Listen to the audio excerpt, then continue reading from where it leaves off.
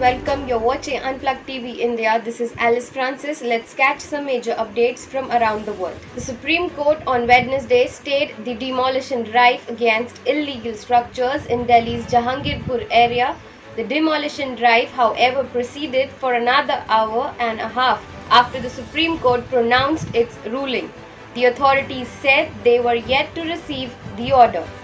The Solicitor General Tushar Mehta said the allegation that only one community is being targeted is incorrect. Why organizations are filing the petitions and not individuals who were served the notices? Justice L.N. Rao said, "We'll take a serious view of demolition that take place after information was given to Mayor." Communal clashes erupted in Delhi's Jahangirpur area during Hanuman Jayanti procession on Saturday, leading to stone pelting and gunshots. Top Lashkar-e-Taiba commander and notorious cop killer Mohammad Yusuf Dar, also known as Kantru, was gunned down by security forces on Wednesday morning in an hour-long counter-terrorism operation in Kashmir's Baramulla. Kantru was on the hit list of the security forces of his involvement in multiple targeted killings in the valley. Also, 3 troops were injured in the engagement, which was carried out jointly by police and the Indian Army. Many more extremists are said to have been apprehended. As per reports, Yusuf was involved in several killings of civilians and special forces personnel, including recent killings of Jammu Kashmir Police's SPO and his brother, 1 soldier and 1 civilian in Budgam district.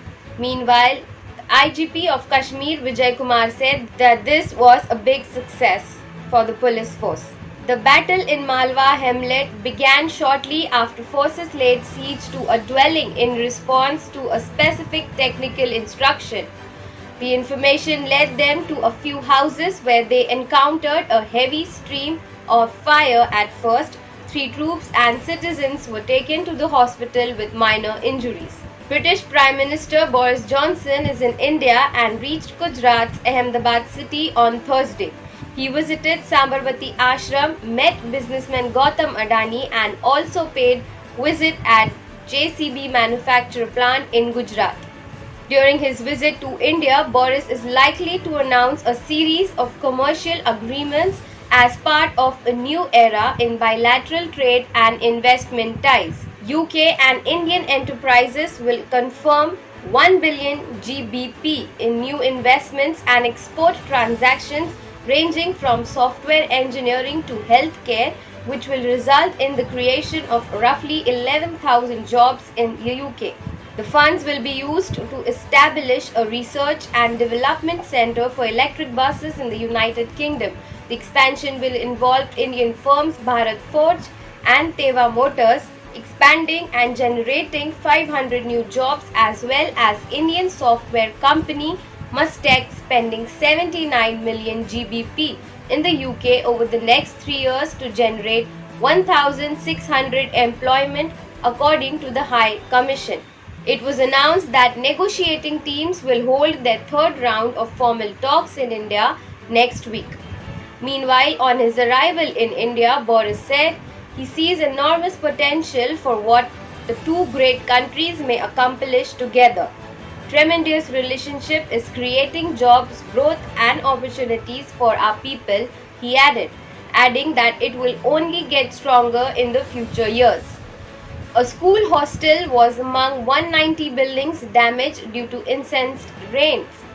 According to a report by the state's Emergency Operations Center in Tripura, no injuries have, however, been reported so far. The meteorological department has predicted more rains in most of the 8 districts of the state in the coming days. The report said 11 houses were completely damaged, 55 houses were severely damaged and 124 houses were partially damaged in Sepahijala, Gomati, Dhalai and South districts. The Gomati district administration has provided rupees 5,000 each to the 4 families whose houses were severely damaged in the rains. Similarly, the South district administration provided rupees 5,000 each to one family whose houses were fully and severely damaged. Punjab has made wearing a face mask mandatory in crowded places. The order shared by report says increasing number of COVID cases in some of the states and union territories and advises all residents of the state to wear masks. India on Thursday reported over 2,000 new COVID cases in 24 hours, an increase of 50% from Wednesday. Concerned over the rise in COVID cases, Delhi, Haryana, Bengal, Chandigarh and Uttar Pradesh have also made masks mandatory in public places. They had previously withdrawn the mask mandate and have now reintroduced this rule. Shanghai people not free to fly out of homes as COVID cases tick back up. Shanghai authorities said on Thursday rough restrictions would remain in place for now, even in districts which managed to cut COVID-19 transmission to zero as the number of cases outside quarantine areas across the city rose again. The central district of Jingan, home of nearly 1 million people and some of the city's flashiest malls, on Thursday morning said it would no longer allow any residents out of their housing compound, citing risks of large gatherings. Supermarkets would remain shut to shoppers, vehicles would not be allowed on roads without approval, and only one person from each household would be allowed to leave home each day in some towns in Chongming. Deputy Governor Zhang Jingtong said.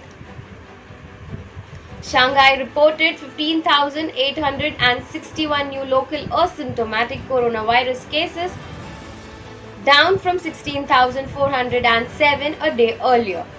Symptomatic cases stood up at 2,634, up from 2,494.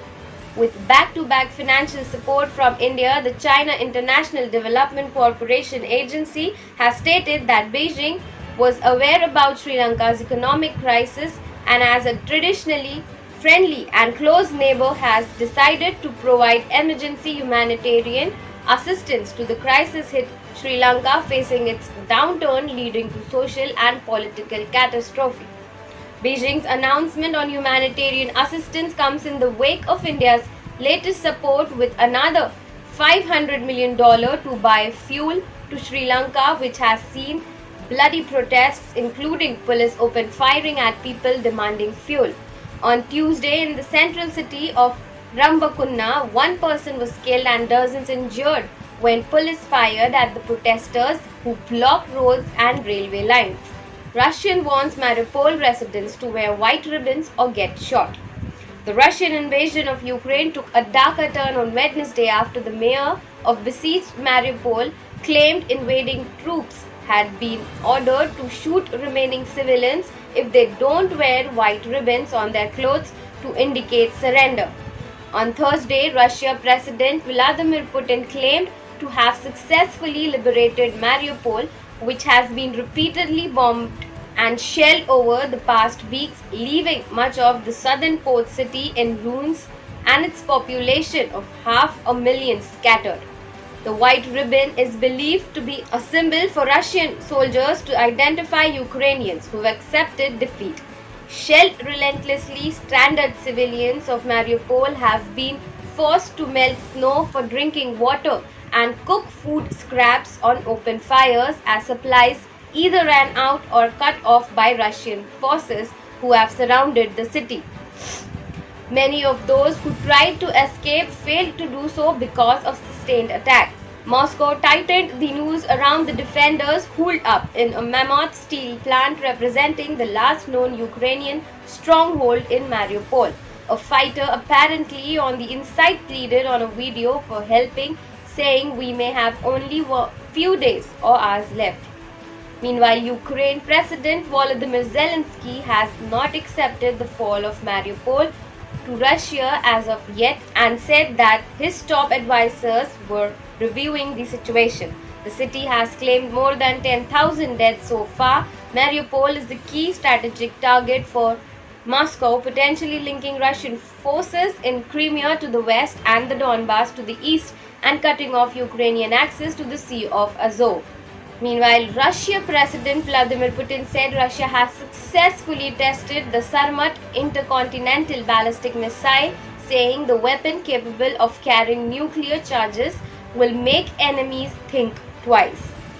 Sarmat, dubbed as Satan II by Western analysts, is among Russia's next generation missiles that Putin has called invincible. Weighing more than 200 tons, Putin said it can hit any target on Earth. Thank you for watching Unplugged TV India. Please hit like, subscribe and share. This is Alice Francis signing off.